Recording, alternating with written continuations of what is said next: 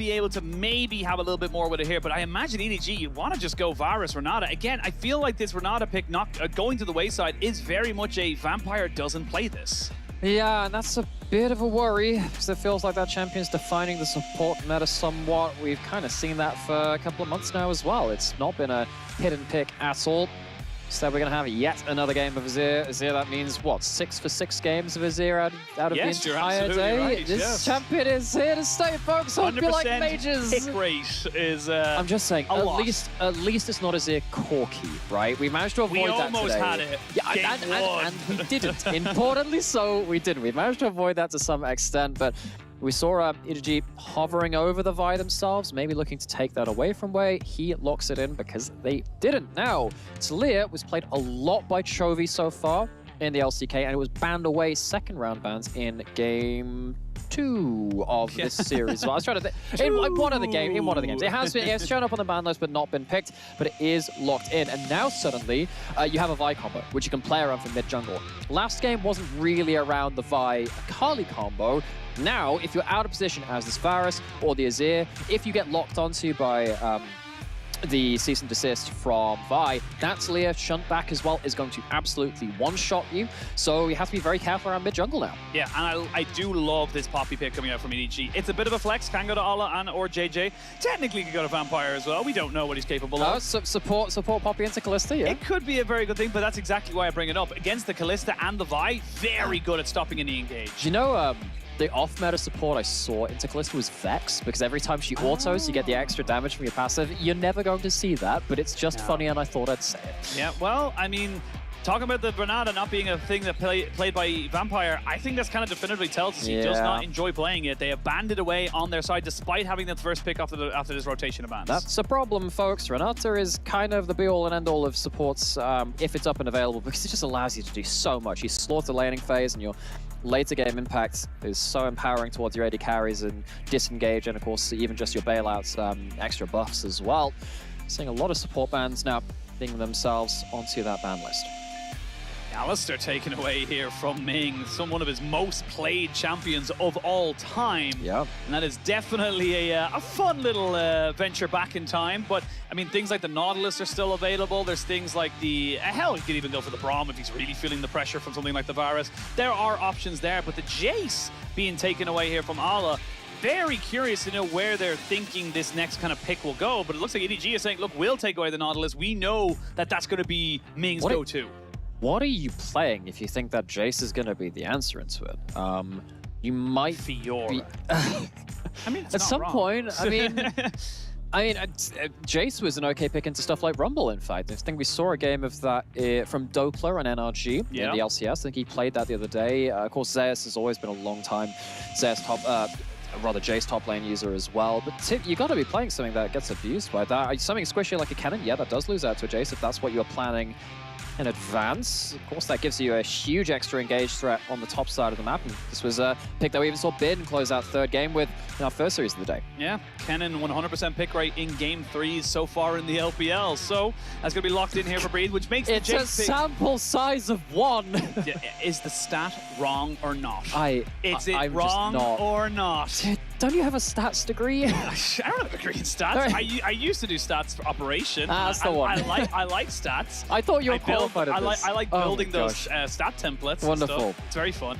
Shout out to my old manager Connie over at LEC. She taught me everything I know. But the set support coming in here from RNG, that is going to be a nice, aggressive bot lane. I'm going to expect a lot of attention from Wei. Level 1 flash from Set, because Set loves Hex Flash so much. You just all in for a flash face breaker and you see what you get. And someone like Nautilus, even they can't out-duel you at that level 1. So much damage. And of course, if you do over-engage and there's a jungler there like a Poppy, then things go from bad to worse. So we're going to see the Aatrox up top side as well. And Aatrox can get a leg over on the cannon. Now, you need to just take one heavy trade as Aatrox, and then suddenly the cannon's in kill pressure. But if you fail to get that, cannon just tends to bleed you out. Interested to see actually if this could even be something like the AD cannon. I expect it to be AP all the same, just because of the burst potential for that. But there's just throwing that onto the table just in case they want to play for slightly more split push. Absolutely. And look, this is very clearly from both teams, front-to-back team fights. You're looking for an engage or a flank from your top laners. You have got the big movement coming in here from both the supports to try and set things up for their team, and hoping and praying that both of your carries are sitting on the back just pumping out damage. Fisher has looked okay on the Azir. I wouldn't call it exceptional, but things like I like how both teams have a bit of anti-dash kind of synergy. You got the Poppy on the RNG side, and then, sorry, the EDG side. And on the RNG side, you have the Talia. So dashing in and creating those moments is actually going to be quite hard.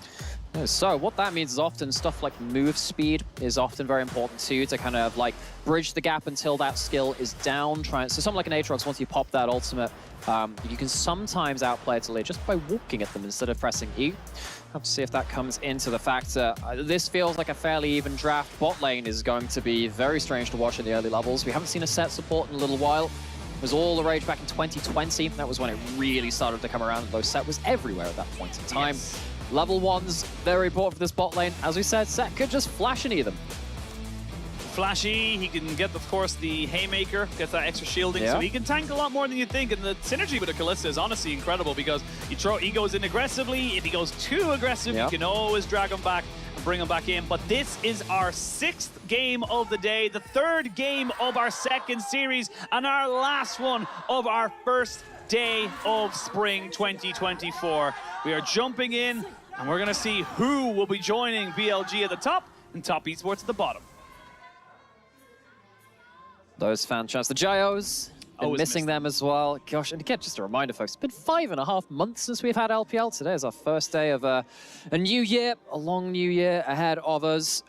Very excited to see where these teams will end up beyond that point. We're starting off with obviously what we expect to be a top-of-the-table clash between BLG and Top Esports, and this is a very historic one between RNG and EDG, one of the most played matchups of all time. It's our El Clasico, it's our GT Fnatic, TSM CLG, our Telecom War, whatever you want to call it. This is the one to watch from the LPL across history.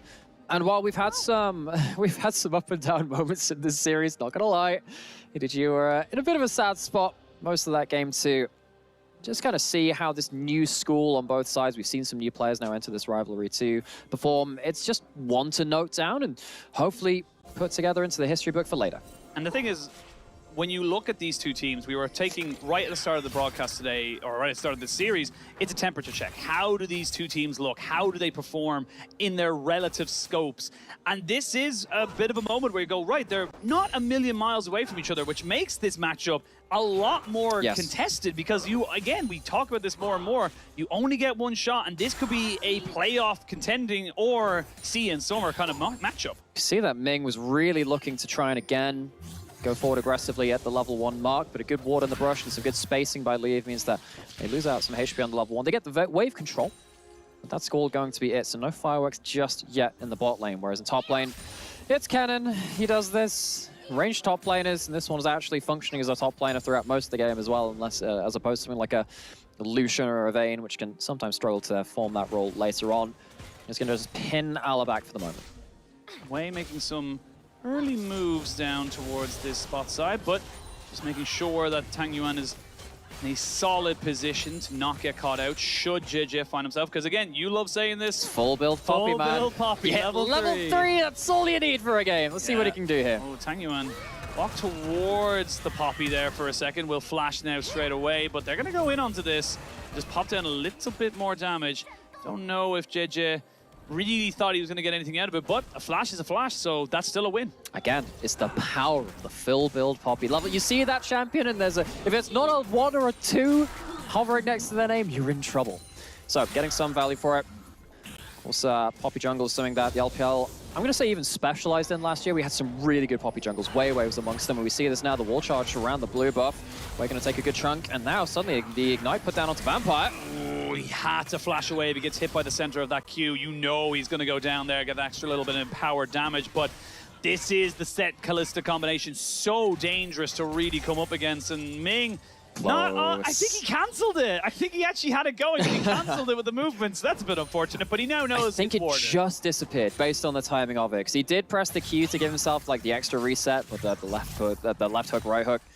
Didn't quite manage to go through that, but still, that means that at least safe from a dive, I think, at EDG's bot lane now. Because on red side bot lane, it's kind of hard to protect that. He comes back for more. Give me that. I'll get you next time. It's one of those things where you're just going, I don't care if it doesn't make it worth anymore. I need it. But let's have a look at the replay here, because again, let's have a look. 1, 2. No! He cancels it. I told you. I told you he cancelled it. Oh man, I made it up for it. I need to see it with.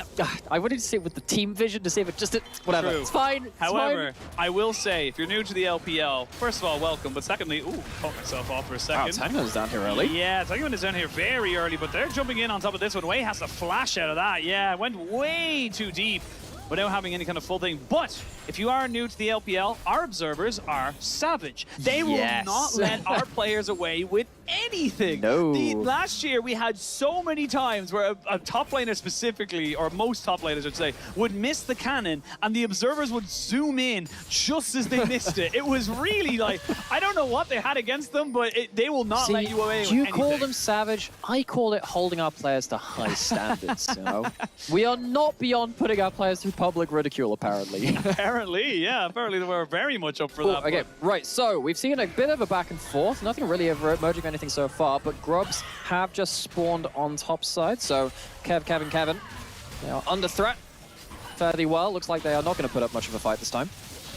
Not this time, because a bit of a roam, an early roam coming out from the side of RNG. They had already got the Callista up there as well, so really no way you can contest that, sadly. Sorry, not the Callista, excuse me, the set, but here's a bit of a shuffle, and they're going to use the Poppy combination as well. Tang Yuan will sacrifice his life as the rest of his team go out that, but that's going to be our EDG, I should say, getting themselves their first blood of the entire series. Yeah, it's a play in multiple parts. The flash taken away earlier by JJ, and suddenly hook, line, and sinker in the mid lane. First ult of the game from Fisher works out very well. Good start for him, given that game 2 was a difficult game for Fisher as well.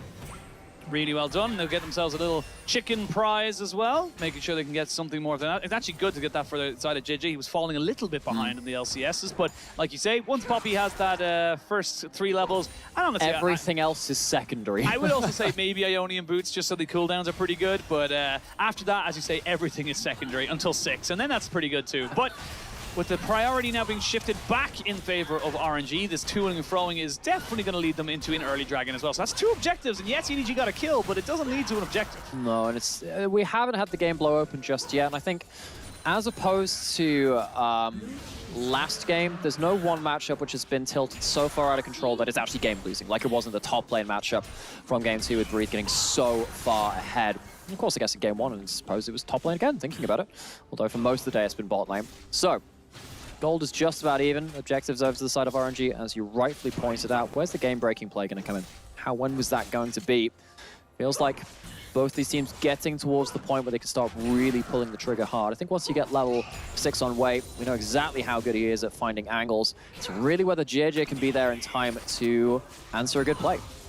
At level 6 here for LWX. They don't have level 6 on the bot side, so if they wanted to go aggressive with Ming to flash in, and he maybe could have looked for something. Like, it feels so alien not seeing a set support flash almost 7-8 minutes into the game. I'm just not used to that. If he doesn't have Hex Flash, I feel like something's gone wrong. He might look for something here. They are just trying to maybe just push this one up. Don't have their jungler in the vicinity. Have decent wards, though, covering the most of the bottom side of the jungle of EDG, so RNG not going to be too worried about everything, but Wei with his ultimate is huge. That is where I feel like we're going to start to see the shift in the mental of both these teams as he looks to try and make a play around the map. And that's why it's very important. You see 2 pink wards in top river. There's one being put down by Arla in the Pixel Brush, which is, well, the new Pixel Brush. Pixel Brush is technically gone now. It used to be the one a little bit further into the river. And there's one just near the mid lane kind of jungle entrance as well. Between the both of them, it's quite hard for Wei to find himself into the river. So with that one ward cleared, it will give him a bit of ingress into EDG's side of the map. You can see just how much respect Allah has to give right now. He does not have vision. He does not know where this Vi is. And if he gets caught, this is where the snowball can happen. Oh dear. Here we go. They're going to pop down both ultimates. They're going to go over the wall. There is the cease and desist. And there is the kill. Allah's right to flash away right at the last second. But RNG on the board. Pour one out for the Aatrox. That one is sad. He has himself Merc Threads now, but he didn't have that before that play, I'm pretty sure. I'm actually not sure about that one. I just said pretty sure, I'm not sure. Anyway, he has them now. It wasn't enough from there. He's losing a huge wave to turret. He doesn't have teleport. There are 2 plates down there. And this laning phase domination pick of the cannon, which transforms into a teamfight carry, is very well and truly off the ground. We might be seeing a similarity to Game 2 where the top lane falls out of control now. And again, it was down to Wave finding an opportunity. And this is where this game gets a little bit funky. Now we're going to have a 3v3. There we're going to go in. There's the face breaker coming in. They're going to have the Talia popping off as well as they look to try and maybe re-engage. And this Vampire gets knocked up right as LWX flashes over to make sure you get the damage down, putting in all these spears, rending your soul. And the revenge is sweet for LWX. Yeah, that ain't the scary kind of Vampire. That's the one that sparkles. It's not going to help out his team too much there. Once again, finding himself in the death column early into the game. He was first blooded twice earlier in this series. Sadly not able to make a particularly large impact to that fight either. That was a huge Talia ult. Now suddenly RNG, they're starting to find these game-breaking advantages across the map. Leave just kind of staying bot side, really not really able to kind of get into this one. You can see him kind of just sitting there. This is always going to be a mismatch. Tough. It's really hard to get that, though. It's quite easy to accidentally ping one side of those 2 characters and not get the stun because you don't have a target either side of you on the Facebreaker. Tanks up the Poppy ult as well. His job was already done. Honestly, great play out of that set. Big value, especially with the Callisto ult re-engage too. Oh, they're maybe looking for LWX. Vampire will need to hit a hook, but extra movement speed from the heal summoner from LWX does put him out of harm's way. But Leave, having that extra time on that bot side does lead him to have a much better time of picking up these plates solo. With JJ just trying his best to be a bit of a nuisance, to take away some of these camps. Vampire needs to be careful, otherwise he will be turned to dust very, very quickly. This Callista is still no joke. Absolutely not. Has the tier 2 boots, so the dash range is increased. The chase down potential very, very strong. What this does mean, though, because Ming was going up and making a nuisance of himself, he's going to buy time for the grubs to go down on the top side of the map. That's going to be 6 grubs now. That's a lot of Kevins. It's a lot. Like, I mean, if you had 6 Kevins in the same room, what would be really you would think that's weird. That would be really strange. Really weird. I think anyone named any name six times. Well, I mean, it would be quite separate funny. individuals. So, like I said, it would be quite funny if you could name them like Jeff, Jeff, and Jeff, but all spelled differently. Are there 6 different spellings of Kevin? I don't think there are. Really, maybe you could have like a Q, like Kevin with a Q. Yeah. A Kevin with a Z, but the Z is silent. I'll let you. I'll let you figure out where. I'll let you figure. Yeah, I'll let you figure it out. I'll let you figure out. It's just silent. You don't need to know where it is. It's silent. That's terrible. Imagine if this is going to be in my head forever now, where if someone just introduces it, it's like, oh, I'm Alex, with a silent Z. Where is it? It's like an old Vine. It's just like, you know, I'm Alex with a B. What? It's like I'd like a boneless pizza. What? Yeah. What do you mean by that? I mean, it's not incorrect. I also would like a boneless pizza. You're looking at this incorrectly. That's just kind of how it is. But Ala taking such a beating right now up in this top side, and there's just nothing he can do. We saw this in the first series as well with Bin on the Aatrox. If the Aatrox falls behind, he just gets bullied. And I'm trying to remember, was this the counter pick of the Aatrox into the can as well? I believe it was. No, picked into Aatrox was the counter pick into. Oh my lord, I can't remember. It was something that gets countered by Darius. Oh, Udyr. No, I mean, in this game, anyway. But either way, like, this matchup has just gone horribly, and EDG on the red side feels like maybe they could have given Ala a better top lane matchup. We know how good he is from a lead. He is one of our better top laners, but sadly for him, he's finding himself in an awkward situation. He can't teleport in. He doesn't have the HP. Breathe can. Yes, Breathe can, but can they get anything else out of it? Vampire just going to be left to die. Wei goes all the way into the back line. They'd even cut them off. Nicely done by Tangyuan to make sure that Wei did not get caught out. I mean, Ala just can't really join that. I completely agree with that call, but it does give up that dragon over to the side of RNG. And again, this is something that Ala's just kind of have to accept. He's too far behind. He needed this free time. However, I think this actually works out in Ala's favor. It's not a game-breaking fight. This wouldn't be great, though, if Leave gets called. That's cheap. That is cheap. You can't look like that. And that is just the way this series is kind of turning right now. You can see these cogs moving for RNG. Game 1, bit one-dimensional. Game 2, they picked up a couple more dimensions, looking a bit more fuller about themselves. And they're just starting to feel just more and more in control, similar to game number 2. They have. So, because Breathe teleported away from top lane, it gave Ala, honestly, a big route back in terms of gold in those plates as well. Problem is, Leave dying on bot side means that you lose a lot of plates on bot side and waves there too. It felt like they could take a mini victory, a consolation at least. But going back to the replay of this one, again, we were highlighting on how Breathe could enter the fight, but Ala couldn't. How does it happen down here, though? It's a hook in from Vampire. Look, one of these supports has a cholesterol, the other one doesn't. Vampire, he's just out in the middle of nowhere. Very hard situation for him. It's the nature of the Nautilus support. When you're in a fight, you're either winning that fight with your hook or you are dying horribly. And yeah, you go in or you go out. You can choose one of the two, but they had no vision on where they'd gone. It was very soon after they'd shown him bot side jungle. That feels a bit cheap. It's just unfortunate. Leave not taking his namesake and not leaving. Just really not putting himself into that regard. Yeah, let's make like EDG spot lane and get out of here.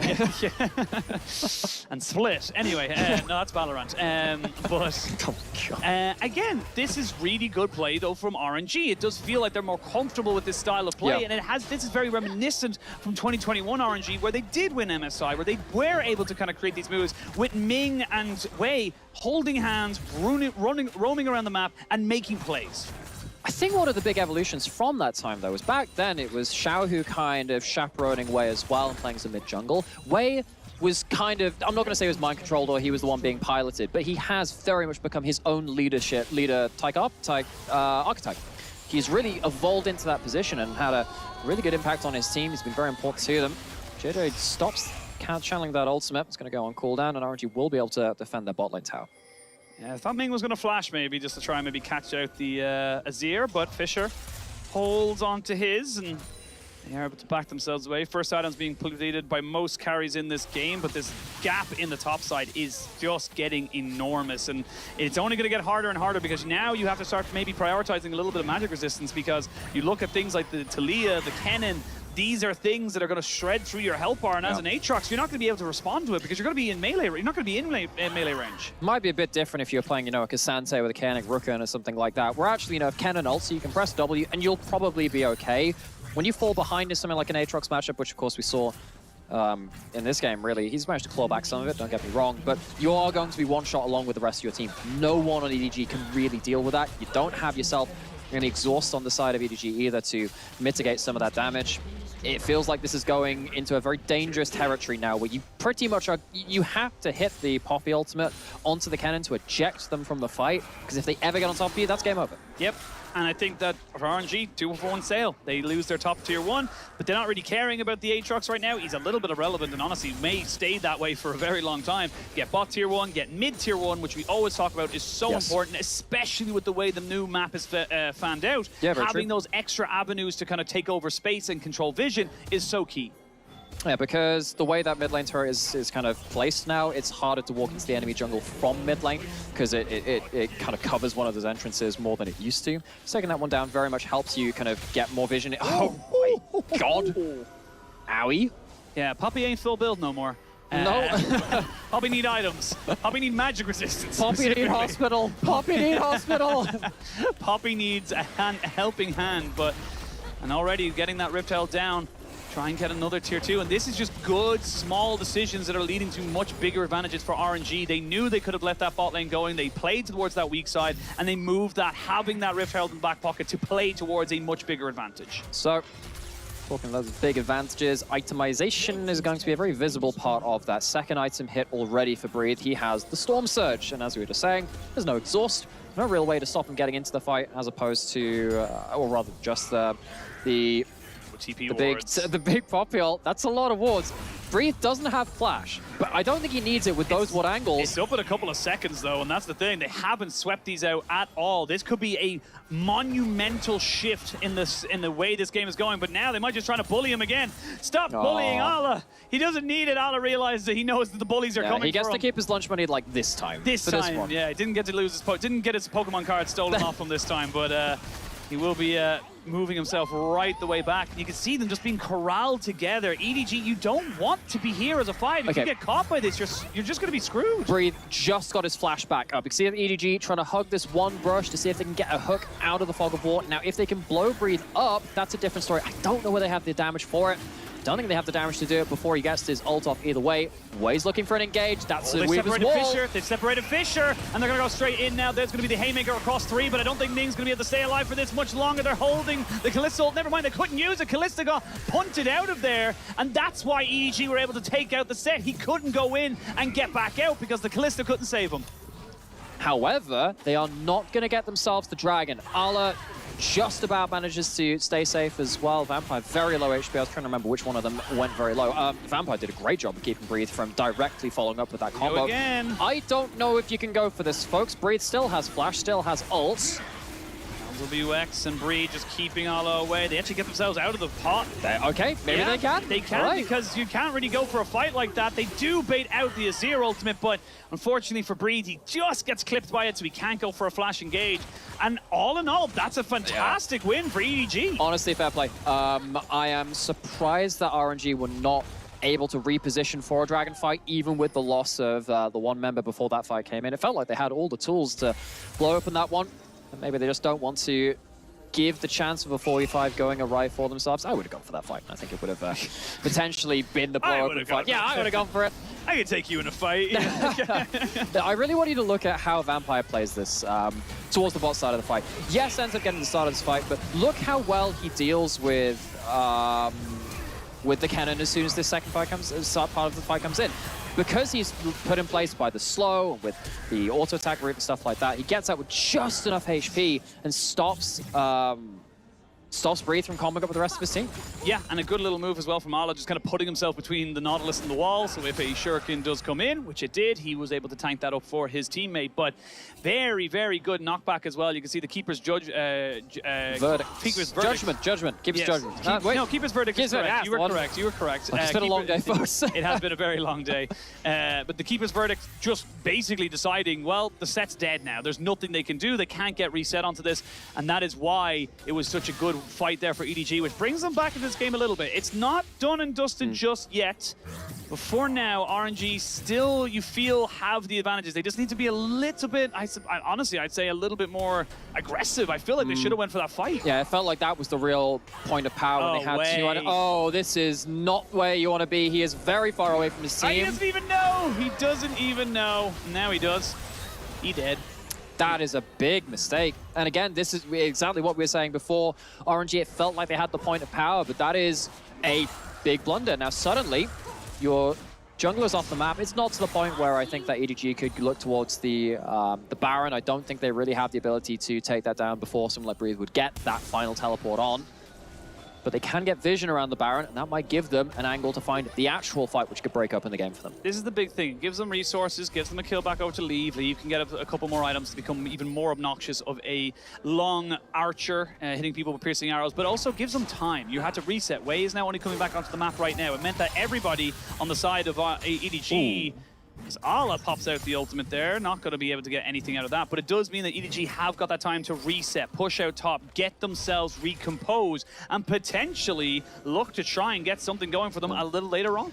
I was actually going to mention in regards to this side lane matchup too. So it's post 20 minutes and we have the buffs which will transfer to the entirety of the team. So we talked about Azir earlier being able to apply red buff. I mean, Cannon is a big auto attacker. Getting the team-wide red buff, he typically doesn't get that because normally it's given over to the AD carry. Now, if he gets to get a red buff auto to slow down the Aatrox, I think that really puts him into a lot of threat range he might not be expecting.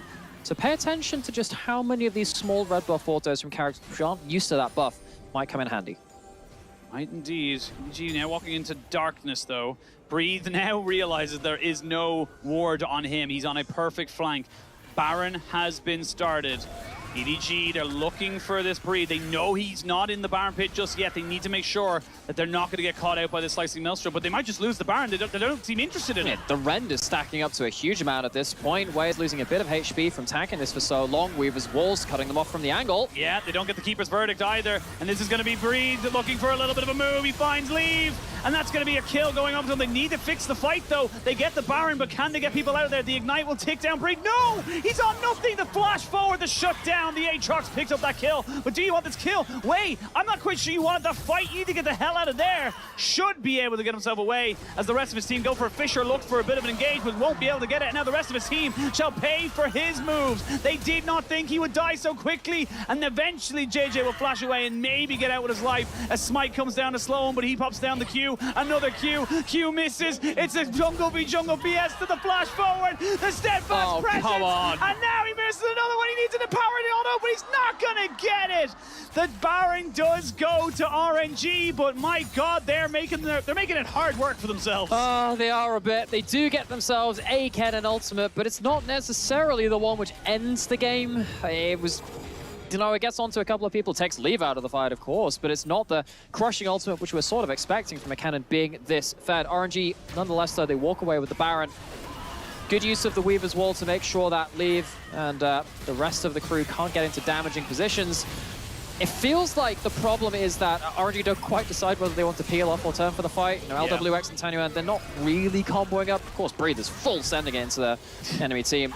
But because they split, it means that the fight gets a lot closer than it had any right to be. And again, Ming goes forward, but then kind of looks to LWX. Oh my God, he hit the turret to drop it up, but I'm gonna have to go back straight into this and see if they go for a fight. There is no, there is a Slicing Maelstrom, but RNG do not gonna pull the trigger on that. But LWX isn't really comboing up with Ming on this right now. Ming's going forward, and LWX kind of needs to be in position to drag him back out. Yeah, a little bit. But either way, RNG, I feel like they've done the hard work. They've gotten so many individual leads that they can kind of get away with it. Now, that's not necessarily what you want for the finished product of this team, but this is the very first series of the year, despite it being against their arch nemesis in the LPL. Of course, if they won here, they extend their record very slightly over them to something like, I don't know, 73 to 62 all time. They've played so many games. But either way, it would get them a series win against them, which puts them onto the board, which I'm sure will be very, very well appreciated. Absolutely. And again, this could be a playoff hopeful in EDG. Could be, you know, kind of a postseason run for RNG. They need to pick up these wins. So for RNG, this is a great start for them. Of course, want to win every single game you can, as we get a nice keeper's verdict there from JJ, but I don't know if they're going to be able to get anything else out of that. As you can see, the keeper's verdict just stopping any kind of engage as the set went flying. And that means that it's a good defense coming out from EDG. They're not just falling over and folding down. They are still in this series, even if it is by their fingernails. It is. RNG have, I think, unexpectedly struggled to force fights at this point, especially with the Vi to Lear. You've got the set with the Callista safety as well. You would have thought they'd just throw in a couple of curveballs out there and see what happens, because they have the extra stats. Feels like they're playing a little bit reserved when they potentially don't need to be. You're getting to the point now where EDG do actually have second and particularly third item even on Leave, who's kept himself up to decent amount of relevance. I don't exactly think Leaf's going to be in position to, 1v5 a team fight, because the thing about Pokevar is that you're very good at killing the first target or finishing off the, the first combo that's going towards in your team. You're not really going to be stacking up in the same way that lethal tempo does with your on-hit, though. You can't find that pocket to do huge amounts of damage. I mean, in this case, going on-hit into a cannon would be bad. It's just Leave, even with 3 items, isn't going to be your savior. You need to find yourself probably some good macro plays to get someone isolated to stop RNG from really making the use of their full 5v5. Take a little breather. No one really pushing for anything exceptional right now. We are seeing both teams just happy to farm it up. Again, Breed, absolutely massive. The Terminus picked up here by LWX, so he's going to have a nice little bit of armor shred and a little bit of survivability as well. The light and the dark. Auto attacks on that, and of course they alternate between each auto attack, so it's 1 for 1 as you keep going, so great synergy. Can I just say that Terminus, it joins the ranks of the items like, Chemtech Chainsword and stuff like this, which just sound like they're out of Warhammer 40,000. I don't know where the aesthetic is very much that of like, yeah, I mean, we're definitely heading towards that kind of area of things. There is a theme towards it. Storm Surge also wouldn't be out of place. No, not at all. But now you can see just taking away all these buffs, RNG making sure they have absolutely everything to come into this next fight, which could potentially be in a minute 30 around this Dragon or around this Baron. Still waiting to see what they want to go for. JJ just looking to be a nuisance on top of Ming, but Ming very safe knowing that no one else was really kind of following him. And we wait. We wait to see what the next big move will be. We have done some waiting this series. RNG, even when they were in the lead. The first series. Yeah. Yeah, It's like, you know, when you get like, it's like you get like the best bit of an ice cream. It's like, like the sauce and the toppings. Then you get to the rest of the ice cream. It's still good. Like, it's ice cream. It's like, oh, yeah, you need to... but I like the chocolate syrup. Do you have a favorite? You know the cosmopolitan. Is it the what are the like the pinky chocolatey? What are the 3-colored ice creams called? Cosmopolitans, Neapolitans? Neapolitans. That's the one. That's like, what are the other ones? A cocktail, I think. But either way, Cosmopolitan is a cocktail. Yeah. Back to beer. Why are we doing this? Some Freudian slips in there. Yeah.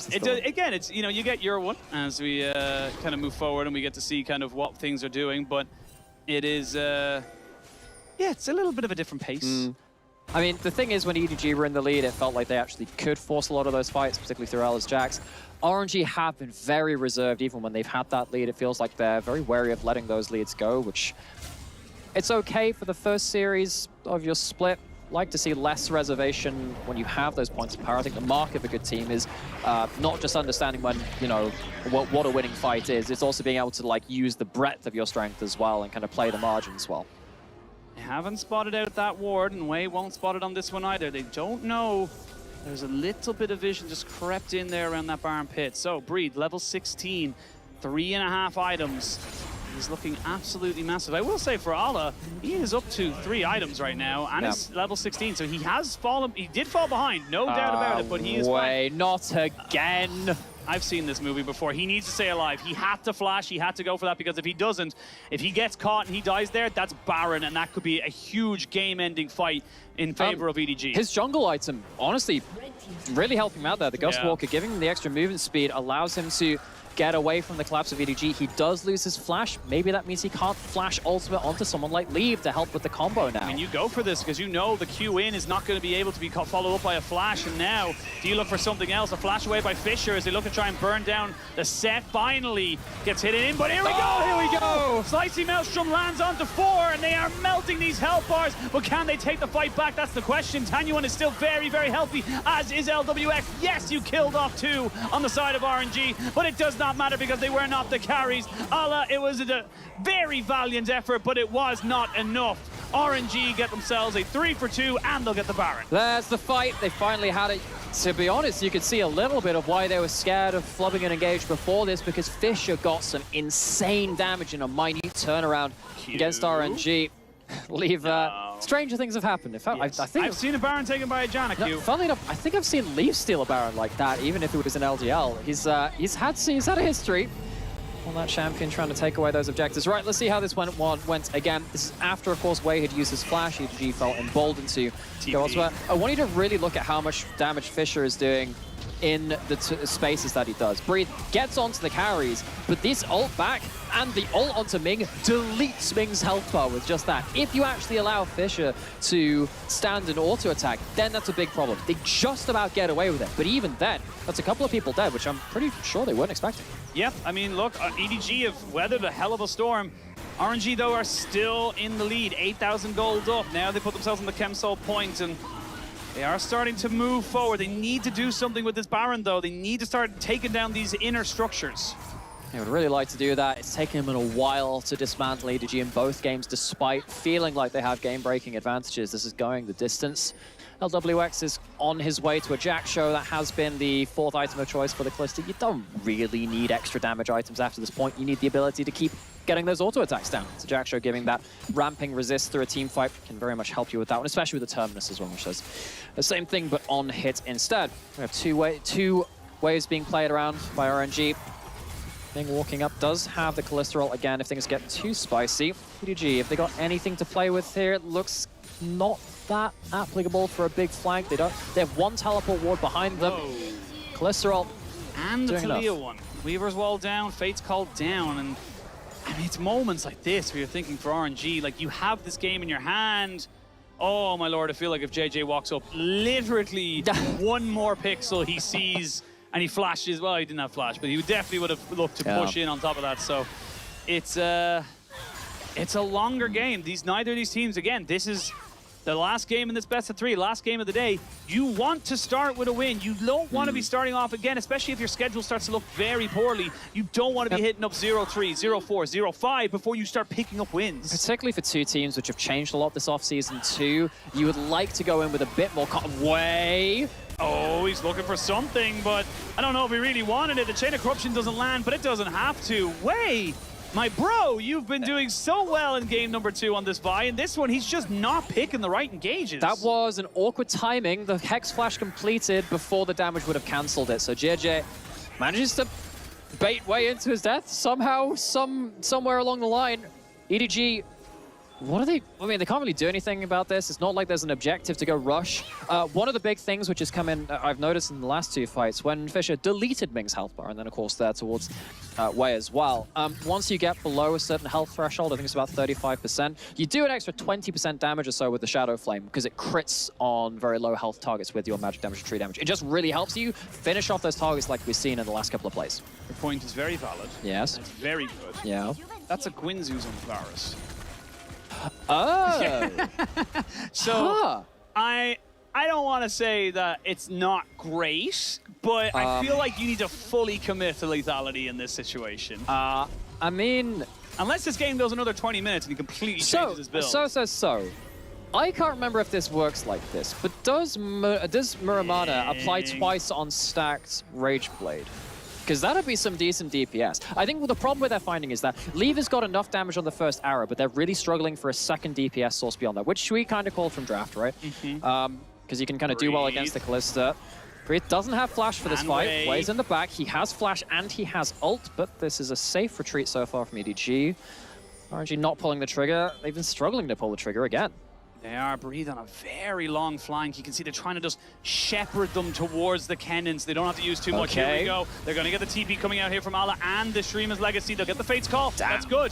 TP and the passive out from Azir. You take that, you walk away. Yeah, Ming takes so much damage, though. We're playing around fine margins now. This has reached late game. You have an incredibly powerful Azir, and Fischer, you know, this is his first starting split in the LPL. As we said, he played 2 games last year, subbed in and played against Xiaohu, and it was not a great experience. Aloe is going to find Breathe, and he's going to survive, but he's not particularly happy about it. He's going to survive, but with a death cap now picked up, there's just so little magic resistance being brought up here as JJ is now spotted out, and Breathe maybe thinking he'd go for Ala, but without any healing reduction, which has just become a non-picked up stat nowadays, it's just not a risk you can really take. The Aatrox can survive so much, especially with that Sterix. One of my worries now, though, is, yes, you do have a Zhonya's or something like the Talia, but if Breathe goes for a very big engage and doesn't catch Leave, or if you're on a flank and actually Leave or Vampire hits a hook or a CC onto you, you are going to explode. You don't have a stopwatch, you don't have a Zhonya's in full. I don't care how much damage you've got to be able to survive to do that damage at some point. And actually, the last time he went in for a big ult, I mean, that first Baron play, that was quite dangerous for him, in fact, especially when you've got so much damage now being built up on Leave and Fischer. Here's my next question. Yeah. Do we finish first, or does LEC start first? We might be cutting it starting soon-ish, I think. Oh, Flash just about missed out on Tanyuan popping that Zhonya's. They were trying to cut the time short. They were. They heard me talking smack. As soon as you mention it is the classic. As soon as you mention it, action starts to happen. EDG have got themselves into a decent position for this. There's no flanking ward to teleport to. Arrows are starting to rain down. And it's not like Ming has himself any sustain. They're looking for a bit of a move. The Chain of Corruption, though, doesn't land onto anybody. They move back. The flash back in. Fischer. They may be able to get him out alive. No! Deleted! Tanyuan and Breed just comboing up very nicely now. Wei looking to try and jump onto Lee. They need to try and get this AD carry out of it. A flash by Tanyuan as he looks to try and jump straight back onto the Varus. That's it. That's got to be the game because you have no wave clear left and all of your carries will be dying. Ala is trying to keep his last breath going for as long as he can, and he's doing a fairly good job, but they made this barrel up mid. Oh, it was a disastrous shuffle from Fischer. It went into the minefield, the unraveled earth from the Talia. He stuns himself late game in front of the entire enemy team. He loses almost all of his HP before he can Zhonya's, and what was looking like a tense late game scenario is decided by one egregious error from the new mid laner of EDG. Really unfortunate there that's what these games are built on, those fine margins, but can they defend it? It's the 2 tanks. Thank you, boys, but they will be going out of this game. RNG will be starting off their 2024 with a win, and it's ever so sweet when it's against an old rival. And it is one of the most storied matchups in LoL esports history. RNG walk away with a 2-1 victory after getting hammered in game 1. It's a very impressive comeback from them. Of course, both these teams came in with a lot of changes. We didn't know where to pin them, and they were fairly evenly matched. I have some worries about RNG and how they were easily, or in this case, not easily, they were finding it to pull the trigger, but at least they walk away with the win. Of course, you only get to play each team once. It's an important win to take. It is a very important win, and again, not the cleanest. We can definitely see positives for RNG and negatives, and the same on the other side for EDG, but they were made work for it. It took a while, but eventually RNG